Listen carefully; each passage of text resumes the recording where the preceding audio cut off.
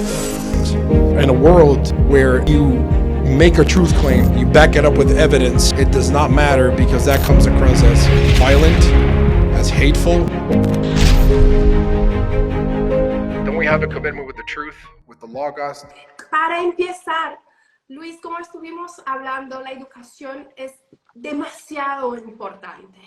Y mi primera pregunta es, ¿cuál es la influencia de los medios de educación en el desarrollo de nuestros hijos? Para el bien, para el mal. ¿Cuál es esta influencia de la escuela, de la universidad, de los medios de educación en general en el desarrollo de nuestros hijos? Tenemos primeramente que llegar a definir qué es educación. Desde que podemos llegar a rastrear las escuelas, creo que de las más principales se remontan a Grecia, The Lyceum y la academia, estamos hablando de Platón y Aristóteles. En cuanto podemos llegar a definir entre los presocráticos, que comienza el pensamiento filosófico, se desarrolla y agarra un poquito más de abandonar el materialismo, y empiezan a comentar acerca de lo metafísico, el objetivo de lo moral. Y tenemos que definir educación para poder llegar a entender si en serio estamos bajo un sistema educativo en las escuelas o si estamos bajo otro sistema en particular que vamos a elaborar. Platón dice que la educación es un proceso de transformación destinado, dice él, a cultivar el alma y a guiar a los individuos en búsqueda de la verdad, de la virtud, dice él, y de la justicia. Aristóteles dice que no tanto en la práctica se tiene que ver esto, dice él, sino que lo involucra ciertas cosas como por decir el desarrollo de los hábitos virtuosos y en las prácticas morales más que todo.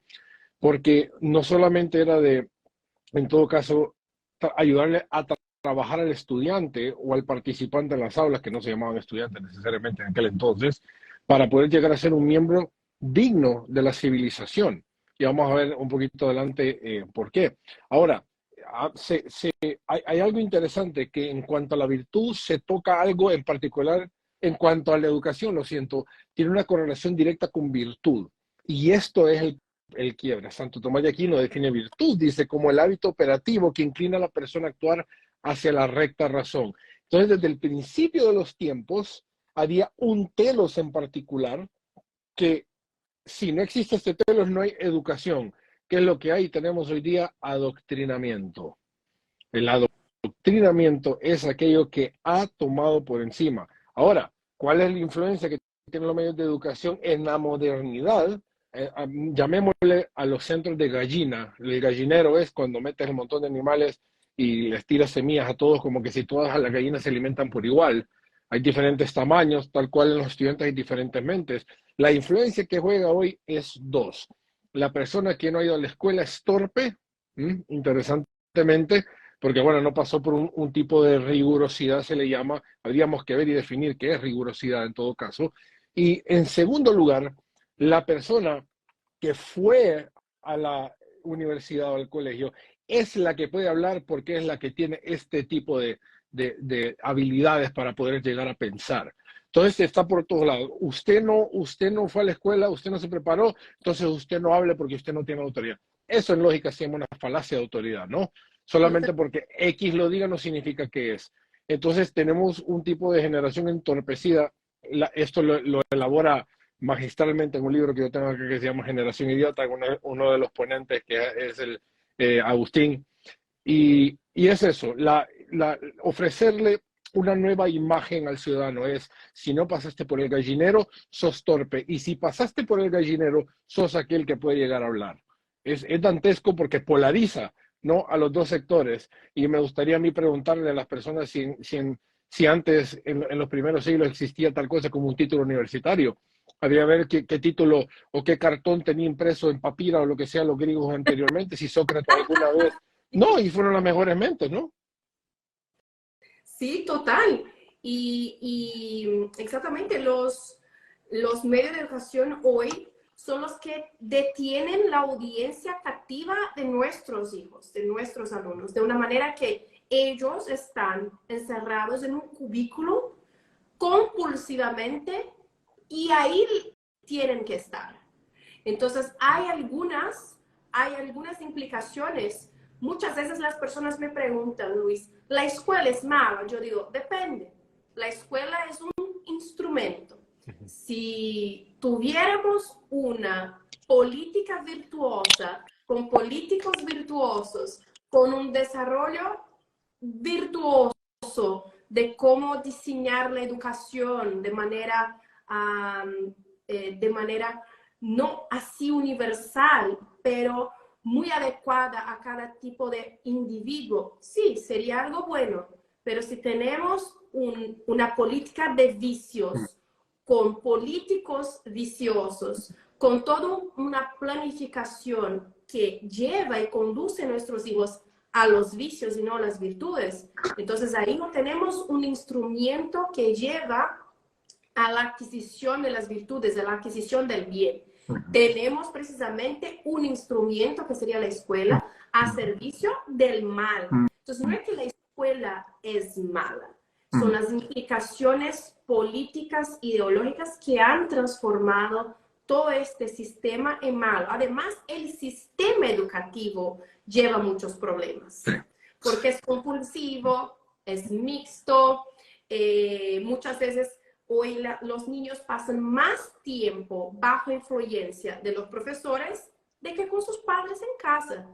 Entonces, ¿de quién reciben más influencia? De los padres, del padre, de la mamá que van a ver al final de la tarde, de la noche, o de sus compañeros, coordinadores, que muchas veces pueden ser los profesores, personas de buenísima intención, pero también pueden ser agentes de adoctrinamiento. Entonces, esto me lleva a la segunda pregunta, que es precisamente, ¿crees que se utiliza la escuela y la universidad como instrumentos de promoción ideológica? ¿Y cómo se pasa? ¿Cómo se empieza eso? ¿Y cómo es esto en práctica? Marx sabía, entendía mucho la habilidad que tenía Alemania particularmente, el atractivo que tenía Alemania, porque Alemania fue el primer lugar que ofrecía doctorados. De hecho, la universidad modelo en Estados Unidos que adopta el programa doctoral, que se conoce como PhD, doctor, es John Hopkins University, la Universidad John Hopkins. Adopta el modelo porque está viendo que muchos de los académicos en esos años viajaban a Alemania para poder llegar a pasar bajo este programa riguroso bastante, de hecho, del doctorado. Y había un hombre en particular en ese entonces que era el que desafió, por decir así, el supernaturalismo, que no vamos a elaborar porque eso no está hablando de cosmovisiones acá, que me encantaría hablarlo en otra ocasión. Este señor se llamaba Ludwig Feuerbach. Y Feuerbach fue el que, bueno, inspiró a Marx, inspiró a muchos para poder llegar a tal esto. Ahora, esto viene la parte importante. ¿Dónde es que las ideas se promulgan para poder llegar a impactar la cultura? Hay un lugar donde es diseñado particularmente, donde las ideas fluyen para permear otras mentes con estas ideas y que estas mentes vayan a la cultura a poder llegar a promulgar las ideas que reciben. Interesantemente, si nosotros ideologizamos una cultura y la cultura piensa de la misma manera, como podemos ver claramente el ejemplo de la Alemania nazi, entonces no va a haber ningún tipo de contención. Entonces Marx sabía que el conglomerado se le llega en las instituciones educativas. Lo mismo modelo que muchos le llaman marxismo cultural hoy día, se está adoptando y se está diciendo de la siguiente manera. Hago una pausa acá para poder llegar a elaborar, para que ustedes puedan llegar a entender claramente lo que estoy tratando de decir. No existía nunca en la historia tal cosa como exámenes, no existía algo que se llama el grade point average, que es el averaje, tampoco existía el aplazaba o no un año escolar. Fue hasta el año 1901 que los hombres como John D. Rockefeller, como JP Morgan, como Andrew Carnegie y como Henry Ford lograron fundar lo que se llaman los boards, los miembros de un conjunto que es el que definía cómo se iban a instaurar la educación, particularmente aquí en Estados Unidos. ¿Y por qué estoy hablando de Estados Unidos? Porque en Estados Unidos es lo que vomita y le recibe toda Latinoamérica a través de todos los años. Obviamente el sistema educativo del que estoy hablando es el espartano. Recuerden que los espartanos los agarraron de chiquito al servicio del Estado. Los creían guerreros y le enseñaban para poder llegar a estar al servicio de lo que llamaban los griegos la polis. no se les enseñaba, esto es muy interesante, el florecer personal. Entonces, si nosotros no le enseñamos el florecer personal, ¿cuál es la alternativa? El florecer hacia una institución en particular, que no necesariamente es aquella en la cual nosotros podemos florecer, que es la familia, sino que es el Estado. Y lo siento mucho para los amantes del Estado que están acá, el Estado no educa, lo siento mucho. El Estado sirve para construir personas adeptas a su ideología. Entonces, cuando nosotros entendemos que se pasó de educación, lo que elaboré es la virtuosidad, ¿no? La elaboración del carácter para ser un mejor vecino, para ser un mejor padre, porque este reduccionismo de la persona es lo que tenemos que llegar a combatir. Porque los meten para poder llegar a ser, ¿qué? Según los fundadores de esto, ser trabajadores en los railroads, en los trenes, en los proyectos industriales que tienen, porque prácticamente los cuatro eran dueños de Estados Unidos en ese entonces. Ahora, bajo ese lugar, y quiero llegar a leer acá lo que dice Elwood Coverly, que es lo que escribe en Columbia Teachers College Dissertation, lo que yo te envié de parte del trabajo que dice. Ella dice en 1905 que las escuelas tienen que ser factories, tienen que ser fábricas. Dice, las escuelas tienen que ser fábricas en las cuales ingresen productos en bruto. Niños tienen que llegar a ser convertidos y transformados en productos finales con especificaciones que vienen del gobierno y de la industria. Eso es muy interesante porque entra un tipo de estudiante y sale no otro tipo de estudiante, sino que sale un adepto, sale lo que entendemos hoy día como el adoctrinado. Entonces, esto significa que de lo que sea que expulse el sistema, el Estado, que siempre es malo, por cierto, el Leviatán siempre es malo, ¿no?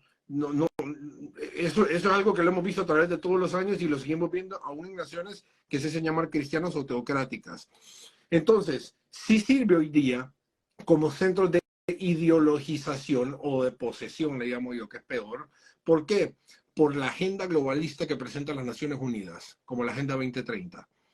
Por eso se está manejando dentro del globalismo, utilizando el mismo sistema espartano desde 1900, que es el mismo que se mantiene en todas partes del mundo, que no se puede llegar a echarnos para atrás. Porque después de 3 generaciones usualmente nos rendimos y decimos esto que queda de esta manera, por eso ya nadie ni siquiera pelea por Cuba.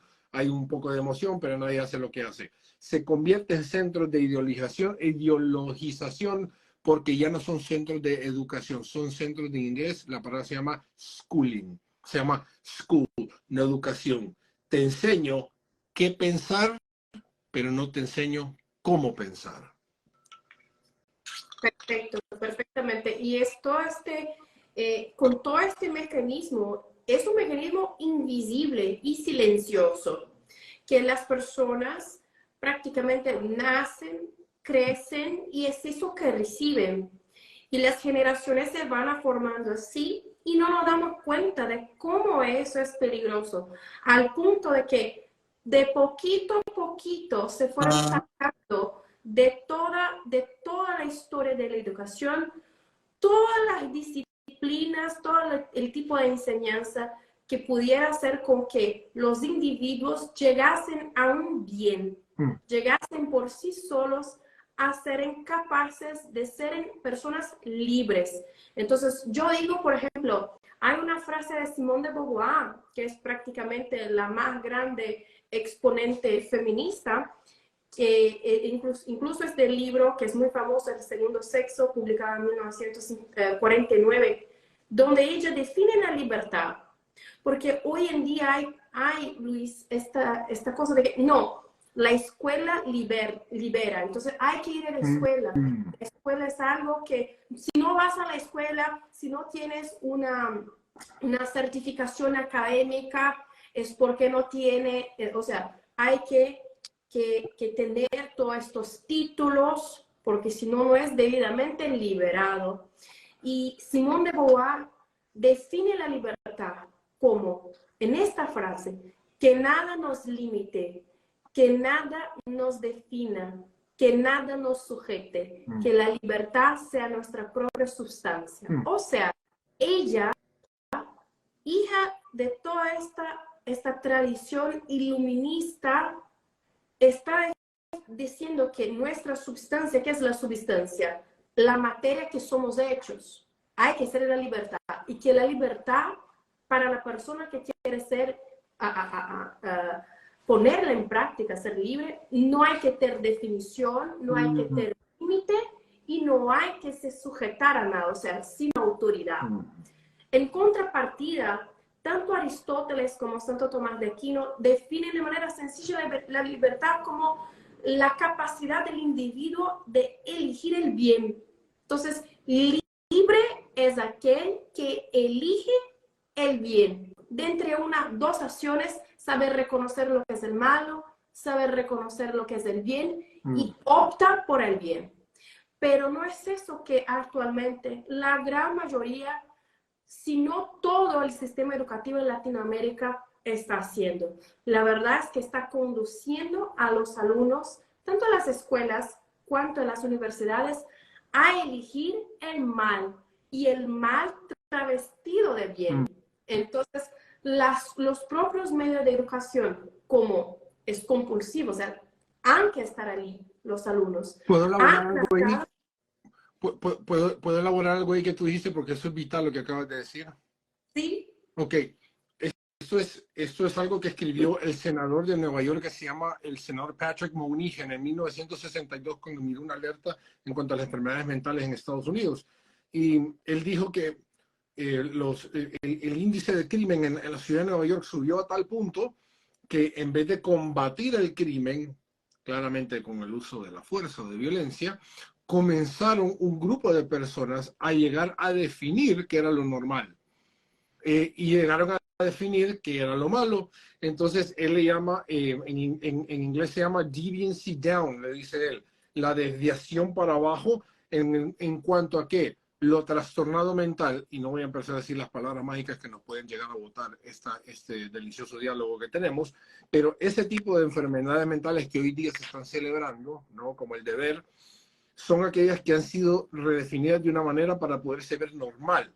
Entonces vino Charles Krauthammer en 1993, vio el análisis de él y dijo, tal cual lo normal ha sido definido como normal, dice él, lo normal entonces es revestido como anormal.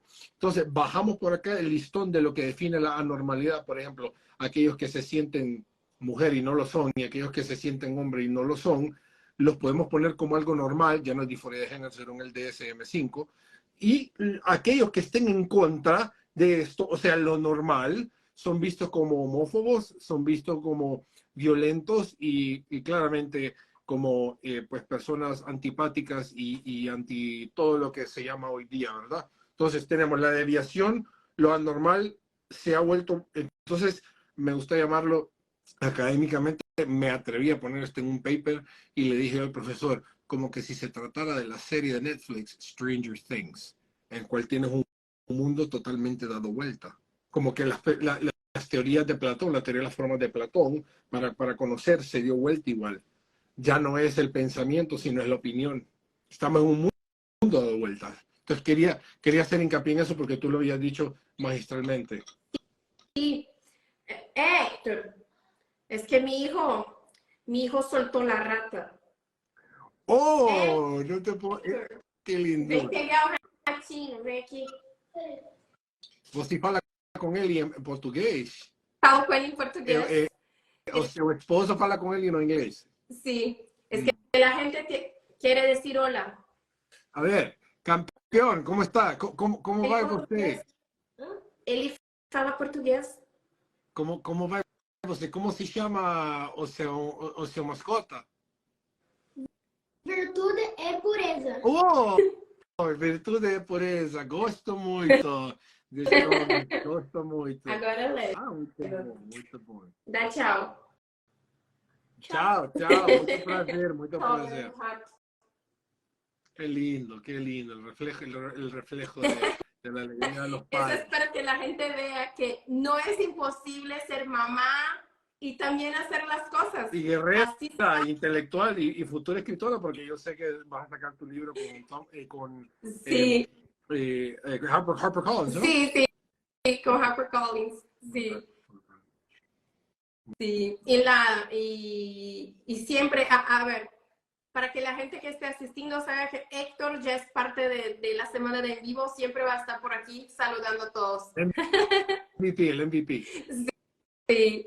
Y eso que hiciste, Luis, es tremendo porque empiezan toda una campaña de subversión del lenguaje para hacer con que las personas estén cada vez más naturalizadas al antinatural. Entonces, me gustaría que pudiera hablar un poco para nuestra audiencia, ¿qué sería exactamente este proceso que en inglés se llama dumbing us down? Que sería como un embrutecimiento programado, algo así, para que la gente sepa más o menos cómo se da eso. Sí, lo que está pasando es que lo primero que se puede hacer cuando se entorpece una sociedad es que a la sociedad se le comienza a privar de ciertos tipos de cosas. Y cuando se le priva ciertos tipos de cosas, por definición, quedan un par de opciones que estas personas quieren que uno tenga. De las primeras cosas que se hace esto de a lo largo de los Estados Unidos es que se le priva a la persona de poder llegar a expresar libremente sin algún tipo de coerción por el otro lado. Lo que te había dicho, el lenguaje se empieza a reformular de una manera que si no se utiliza un tipo de lenguaje, hoy día se conoce como cancelación, el canceling. Entonces muchas personas tienen este tipo de temor como por decir, me voy a defender de este tipo de ideas y si lo hago, este es el tipo de resultado que es. Entonces las personas caen en este tipo de repetición del lenguaje, que en inglés hay una palabra que se llama gaslighting. Si uno repite algo y lo repite en los medios y lo repite un montón de las personas, entonces significa que la repetición indica que tiene que ser, pues en este caso, verídico o verificable. Esto, claro, es una idea muy Foucaultiana, ¿no? Que el lenguaje es poder y el que domina la retórica o la narrativa es aquel que puede llegar a dominar a las masas. Controlas el lenguaje, controla las masas. Yo lo que le quiero decir a las personas es lo siguiente. Cuando ustedes miran que una retórica se está repitiendo por todos lados, en su círculo personal, en sus familias, en las cenas, hagan preguntas calibradas.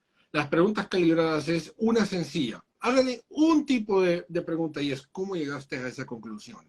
¿Cómo llegaste a esa conclusión? Sí. Y van a ver que están parados firmemente con los pies en el aire. Entonces, en una sociedad entorpecida, con criterios, ojo, y estándares tanto físicos, en la cuanto a la manutención o lo que se llama, en la teología se llama la mayordomía corporal, está tan bajo que cualquier cosita, Sara, cualquier cosita magnánima que uno haga, se está viendo como la cosa más brillante del mundo. Cuando anteriormente las cosas brillantes del mundo era pelear contra miles de miles de miles, y no solamente decir una palabra y que todo el mundo diga, wow, qué valiente. Miren a Luis, qué valiente por decir que la ideología que eso es malo, o que todo lo que estamos viendo es malo. Yo no soy ningún tipo de valiente. Yo solamente tengo un compromiso con la verdad. Pero el entorpecimiento a mí no me va a permitir suprimir lo que yo quiero llegar a transmitir, porque la alternativa es peor. La alternativa es peor porque si yo me callo me estoy traicionando a mí mismo y estoy matando a aquella persona interna que debe de salir, que es la voz de la verdad. El monólogo interno siempre va a existir, lo digo o no lo digo, me callo o no me callo, pierdo amigos o no pierdo amigos, pero tal persona me va a borrar o me va a dejar de seguir. ¿Qué importa más? Lo que es la fama, el mundo irreal, el monopolio que se vemos hoy día, porque yo siempre digo, ser famoso en las redes sociales es como ser millonario en monopolio, es ficticio. Entonces, ¿qué tiene más peso hoy día? El poder llegar a elevar la voz por encima de la entorpecida sociedad que hay, o dormir con la conciencia traicionada en las noches. Por eso a mí me encanta el ejemplo de Sócrates. Me fascina. Sí. Me fascina el hecho que él dijo, yo me muero, pero me muero con mi verdad. No me muero siguiendo a estos de arriba que quieren llegarme a decir qué decir y qué no decir. Precisamente, sabes que mientras estaba haciendo me acordé de una parte de un libro, del libro El cuerpo lesbiano, que escribió Monique Wittig en 1970, y ella escribe muy certero. Este libro fue prácticamente, y muchas cosas de Foucault junto a este libro fue prácticamente la base del libro que escribió Judith Butler en los años 90, en 1990, el problema de género. Y es muy claro, como dice prácticamente en comillas, entre comillas, que el lenguaje es como un regulador de las normas comportamentales de los seres en sociedad. Por lo tanto, para cambiar las normas comportamentales y la manera que las personas interactúan unas con las otras, hay que cambiar el lenguaje. Entonces, Monique Wittig, que fue una feminista muy famosa de su tiempo, ha escrito que los mejores lugares para conducir este proceso de cambio del lenguaje serían entonces los medios de educación, los medios jurídicos y la burocracia estatal.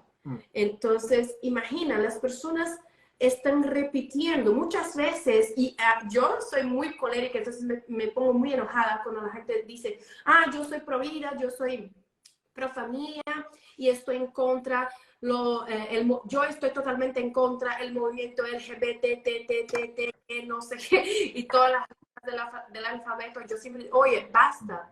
¿Cuántos sexos existen? Dos. Dos, muy bien. Entonces, ¿por qué está diciendo, por qué está legitimando a través del lenguaje algo que no existe? ¿Por qué está diciendo, es que yo estoy en contra del movimiento LGBTQA+? No, yo estoy en contra del lobby homosexual, yo estoy en contra del lobby gay, yo estoy en contra del movimiento gaycista, no importa, feminista, gaycista, no importa. Pero no podemos nosotros mismos utilizar de un lenguaje artificialmente criado por ellos como una arma en contra de nosotros. Totalmente. Porque entonces, esto no es cierto. Totalmente.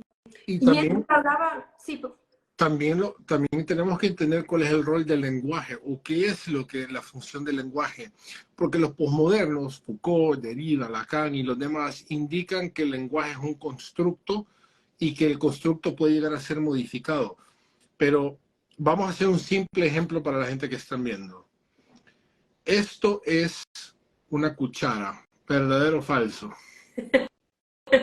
Esto es un iPad, ¿verdadero o falso? Esto es un libro, ¿verdadero o falso? Entonces, tenemos que llegar a entender que el lenguaje pasa a llegar a ser ideológico en cuanto que la palabra, si no se adecua a la cosa, entonces es falso. Si lo que estamos diciendo se adecua a la cosa, esto es una taza, esto es un vaso, y lo que sea adepto a la figura que estamos viendo, entonces parte del realismo. ¿Por qué? Porque el lenguaje es descriptivo. El lenguaje tiene que adecuarse a aquella cosa que es su objeto. Y así como funciona la realidad. Pero el posmodernismo como niega todo el objetivo, y como te había dicho anteriormente, que acerca de Simone de Beauvoir, que no puede llegar a definir, pero ¿por qué? Y me encanta lo que Ralph Waldo Emerson dice. Ralph Waldo Emerson dice, definir es limitar. Si nosotros llegamos a definir algo, violenta la ley de la contradicción, porque solamente puede ser esa cosa en el mismo momento, en el mismo sentido. Y no puede violentar la ley de la identidad tampoco. Entonces, el lenguaje tiene una función en particular que no puede llegar a ser sujeto a la actividad subjetiva, porque la actividad subjetiva puede llegar a decir lo que sea de esto. Puede llegar a decir que, por ejemplo, como dice un genio que yo admiro mucho, y él lo sabe, se llama Miklos Lukács, que él utilizó una lata de Coca-Cola una vez en una plática que tuvo con Pablo y con Horacio, y dice, yo veo que esta es una lata de Coca-Cola, dice, pero ¿qué es lo que mira el posmoderno? Mira algo opresivo capitalista, el marxista ve. Entonces, es una actividad subjetiva, pero estamos hablando de lo que representa en sí la cosa. Y eso es lo que se está haciendo hoy día, que se está cambiando lo que representa la cosa, en la cual Sara no es mujer, Sara es lo que sea que su actividad subjetiva quiera decirle, y Luis de la misma forma. Ergo, ideología de... Exactamente. Y mientras hablaba también me acordé de uno de mis mayores profesores, que fue el profesor Olavo de Carvalho, un genio brasileño. Más descansa, siento yo. Sí. Y en una de sus clases, para sus alumnos, yo fui su alumna por mucho tiempo, nos ha enseñado una técnica muy sencilla que se llama investigación de las ideas. Eso es muy sencillo, que es prácticamente lo que tú acabas de decir. Muchas veces tenemos en nuestra cabeza conceptos, ideas, hasta datos, estadísticas, opiniones ya muy formadas. Y cuando alguien nos pregunta, pues ponemos afuera. Pero algunas veces es necesario hacer la investigación de nuestras ideas. ¿De dónde saqué esta idea? ¿Por qué esta idea está aquí? ¿Quién me ha dicho? ¿Dónde yo leí eso? Porque yo estoy, en mi concepción, tengo que es muy cierto que esta cosa es esta cosa. Tengo muy cierto que la injerencia del Estado en nuestra vida es para nuestra protección. Tengo muy cierto de que ir a la escuela de manera integral es mucho mejor que estudiar de manera individual. Tengo certeza que para que yo tenga una carrera de suceso, yo tengo que tener una maestría, un doctorado, un postdoctorado. Tengo certeza, por ejemplo, que las feministas han logrado derechos de la mujer, votar, estudiar, etc. Sentido común. Pero ¿de dónde se sacó eso? Muchas veces nosotros no sabemos, pero está ahí. Cuando hacemos esta investigación de nuestras ideas, cuando llegamos a un punto, podemos al menos investigar si eso es real o no. Pero cuando no sabemos de dónde ha salido, muy probablemente ha sido puesto en nuestra cabeza sin nuestro permiso, a través de los medios de educación, comunicación y entretenimiento. Entonces es muy importante que podamos hacer este ejercicio. Qué bueno eso. Siempre. ¿De dónde salió? ¿Por qué pienso así? ¿Cómo llegué a esta conclusión? Para saber. Vi en una película, no investigué y estoy aquí hablando tonterías, pero ahora puedo ir y verificar. Pero cuando no tengo idea, es como un hilo sin punta, es porque sin nuestro permiso, silenciosamente ahí se fue puesto. Y entonces, esto es muy importante para que podamos investigar. Bien, Luis, te quiero preguntar, ¿cómo un estudiante, sea de la secundaria, de la prepa o universitario, puede identificar que está sufriendo algún tipo de adoctrinamiento y hasta defenderse de eso? ¿Qué aconsejarías? Voy a citar el nuevo libro de Pablo Muñoz Iturrieta para abrir esto: apagar el televisor y encender el cerebro. Sencillo, aprender a pensar. Esto indica que el aprender a pensar ayudará a florecer las potencias humanas, pero para ello se necesitan herramientas. El Major General Bob Dees, un señor que escribió una secuencia de 3 libros buenísimos, que te lo escribiera aparte para que se lo recomienden a las personas, solamente están en inglés.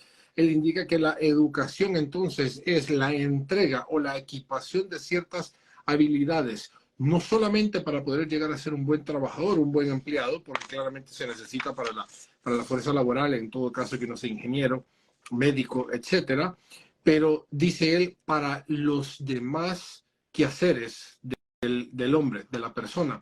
Esto indica que la educación ya no puede llegar a ser parte de las escuelas porque son centros, como ya he dicho anteriormente, que indican a una persona qué pensar y no cómo pensar. Para ello, nos encontramos hoy día con el exceso de opciones en el mercado. Una persona quiere algo, solamente se mete a Amazon, hace un par de clics, le entregan el producto. Si una persona gusta del hedonismo, solamente se mete a las páginas pornográficas y se da gusto. Entonces estamos dentro de lo fácil, estamos dentro de lo rápido, lo efímero. Entonces cuando nos vemos enfrentados a tener que levantar un libro y poner a pensar la parte del cerebro que Cambridge Hall le llama el cerebro sabio, the sage brain, porque esta entrega de Cambridge Hall habla acerca de que nosotros dentro de la constitución del cerebro tenemos el cerebro automático, el cerebro mono y el cerebro sabio, en el cual uno es 95%, el automatizado, por ejemplo, ahorita que te estoy hablando, no tengo que pensar en moverme así, tanto como tengo que llegar a pensar para poder llegar a hacer filosofía o teología, o poder llegar a hacer hermenéutica para los psicólogos en cuanto están de frente con un paciente. Y eso requiere tiempo, y eso requiere dolor. No estoy hablando del dolor físico, aunque muchas veces el estrés lo causa, de los estudios para los que están sacando doctorados y maestrías y demás. Yo lo que les quiero llegar a decir a los demás es, Aprender a pensar les ayudará entre distinguir de la basura y lo reciclable. Lo reciclable se vuelve a utilizar, la basura se desecha para siempre. Y podrán llegar a también distinguir quiénes son los buenos y los malos amigos. Esto puede llegar a sonar muy simplista y muy, esto lo he escuchado por los años. Bueno, en efecto, la formación individual le va a ayudar a usted a convertirse en una persona diferente, no solamente para hacer likes llamativos, no solamente para poner tweets virales y para poder llegar a tener seguidores en redes sociales.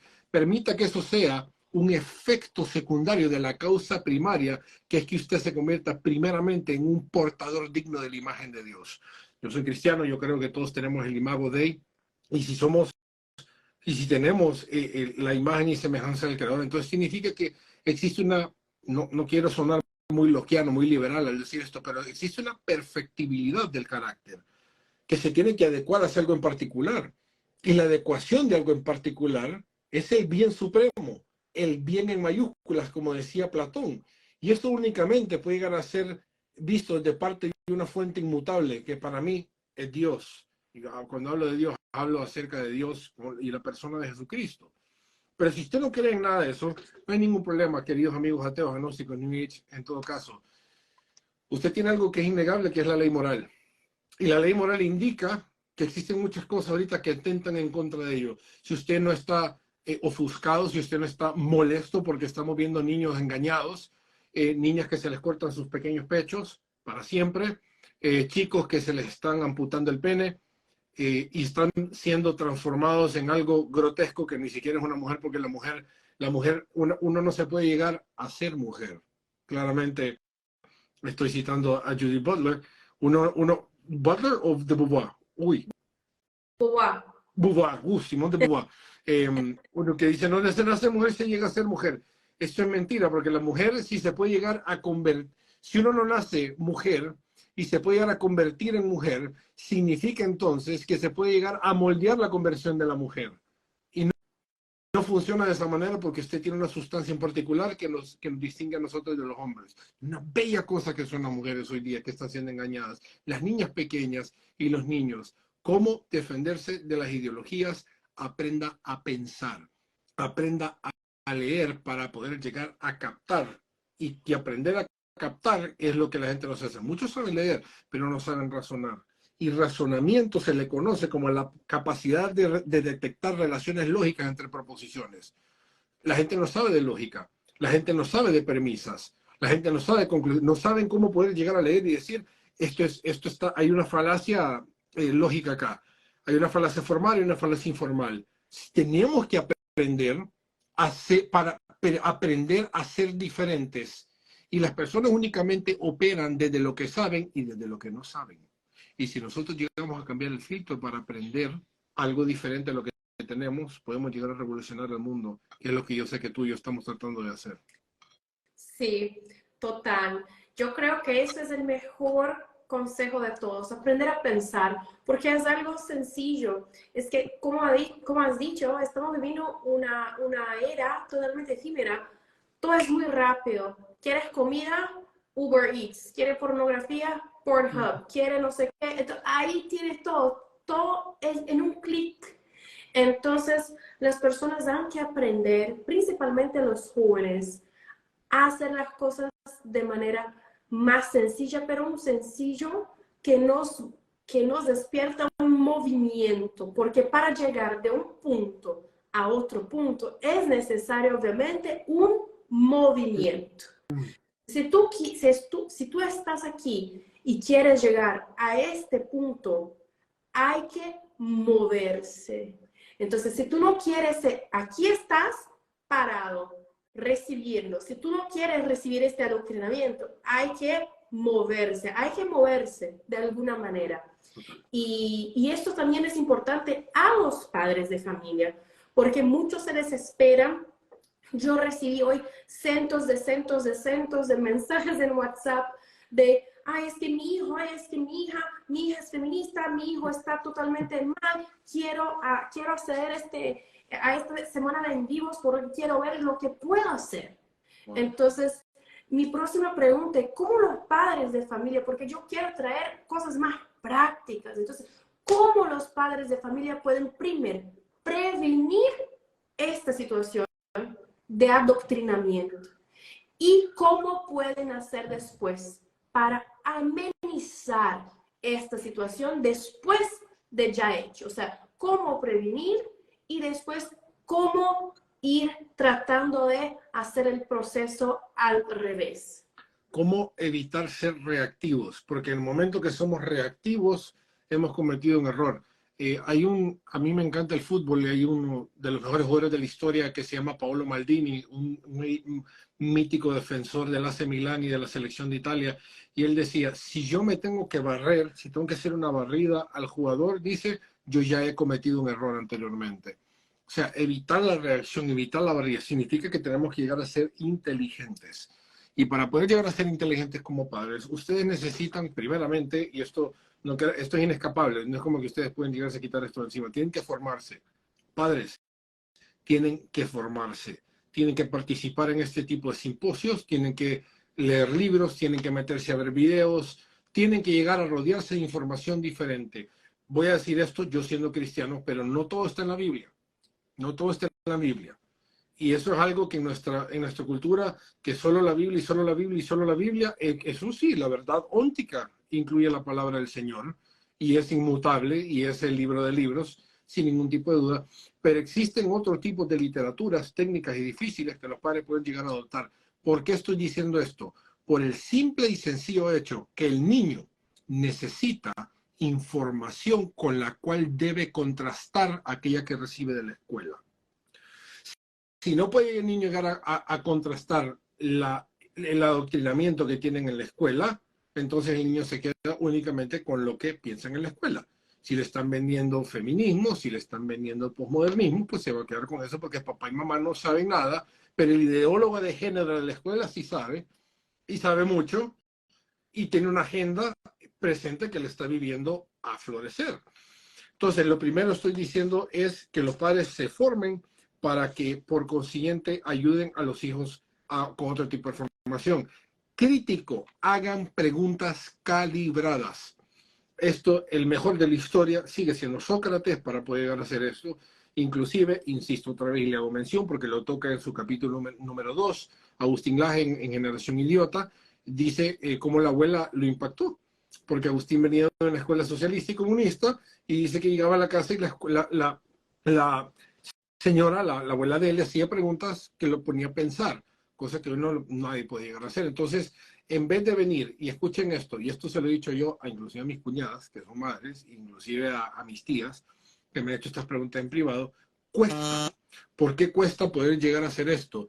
Porque las madres tienen un instinto, digamos, de protección inmediata, lo que se llaman las mama bears, las mamás ositas, que no, hija, y tú sonríes porque madre a la larga, exactamente, no, eso no es así porque y esto, ¿ok?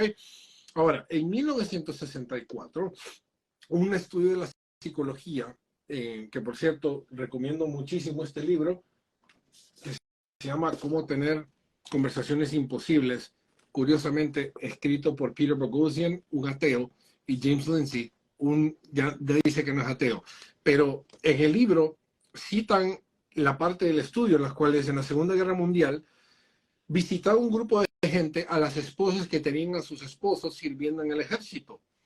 Y les decía, necesitamos que ustedes cocinen con un tipo de carne, la levadura, para que pueda llegar a nutrir un poco más a los soldados. Se le dijo a este grupo. Ahora, al segundo grupo de madres se les preguntó, se les dijo, ¿por qué consideran ustedes que es imperativo nutrir con más proteína y menos levadura a sus esposos? Eso fue todo.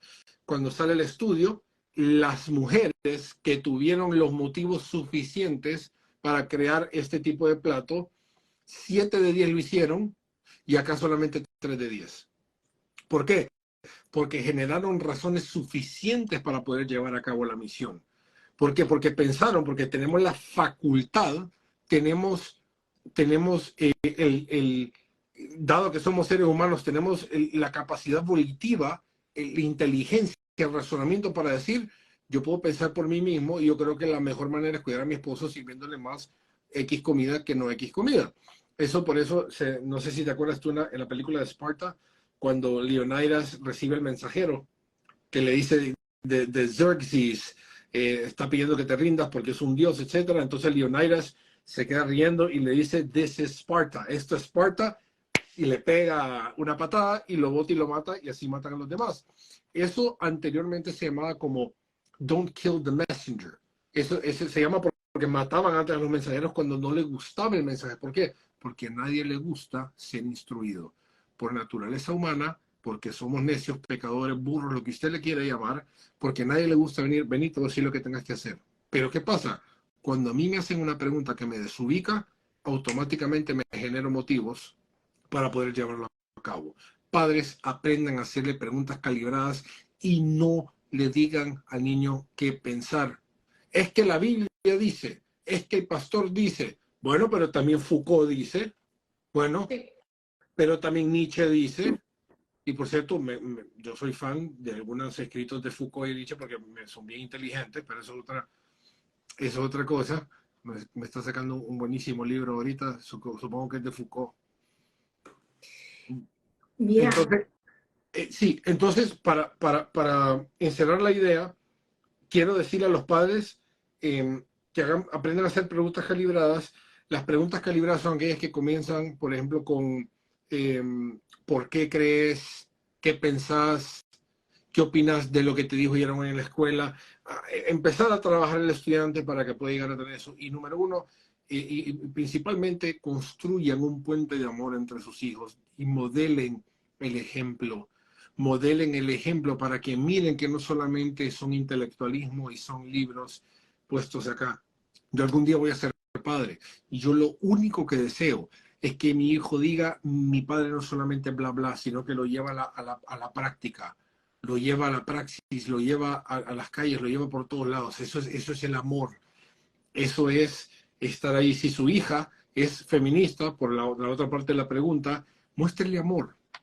Claramente le preguntas, pero ahí no queda más de otra que mostrarle la fuerza, lo más bello del mundo, lo que Pablo escribe en Corintios, que lo que predomina sobre todo siempre es el amor, no importa nada, y el amor es lo que les puede hacer regresar.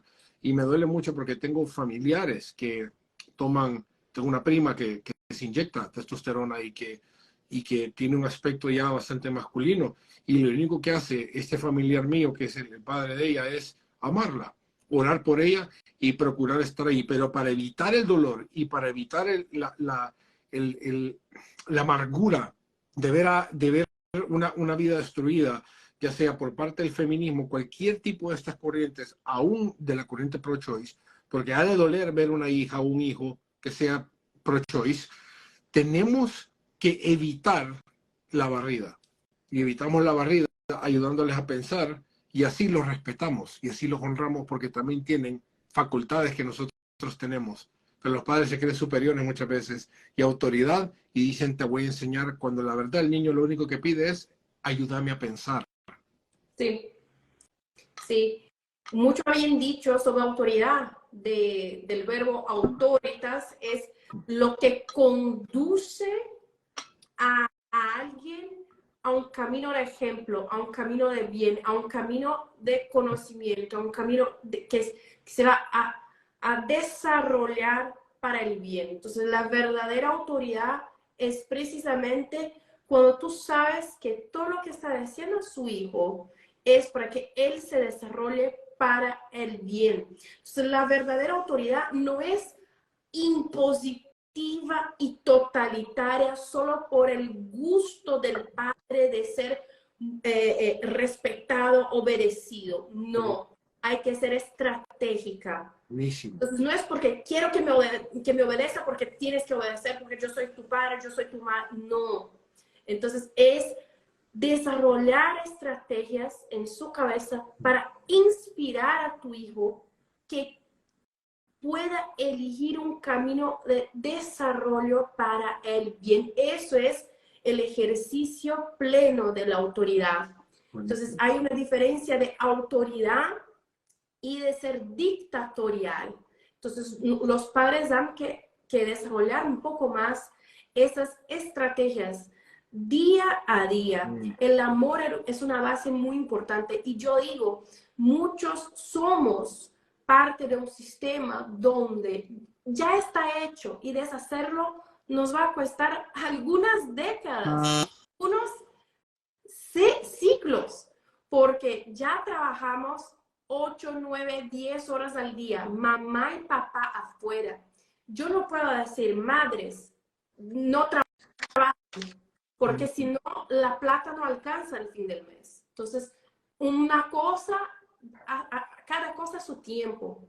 Pero yo puedo decir, madres, el mismo interés que tiene para ver en TikTok tus uñas, para ver en Instagram ropas, señores padres, el mismo interés que tienen para conversar con sus amigos de tipos diferentes de modelos de carros, de todo eso. Conversen con sus hijos. ¿Sobre qué? Cosas que interesen a ellos. Entonces, la creatividad que los padres tienen para cosas de su interés, que ponga eso a disposición del interés de su hijo. Porque no pueden esperar que el hijo adolescente va a llegar a su casa después de la escuela. Hijo, ¿cómo fue la escuela? Bien. No va a llegar a decir, ay, ¿sabes qué, mamá? Es que se pasó eso y eso. No. Entonces, hay que desarrollar el mismo interés y tiempo que dedicamos a cosas triviales. Hay que dedicar al interés en la conexión directa con nuestros hijos.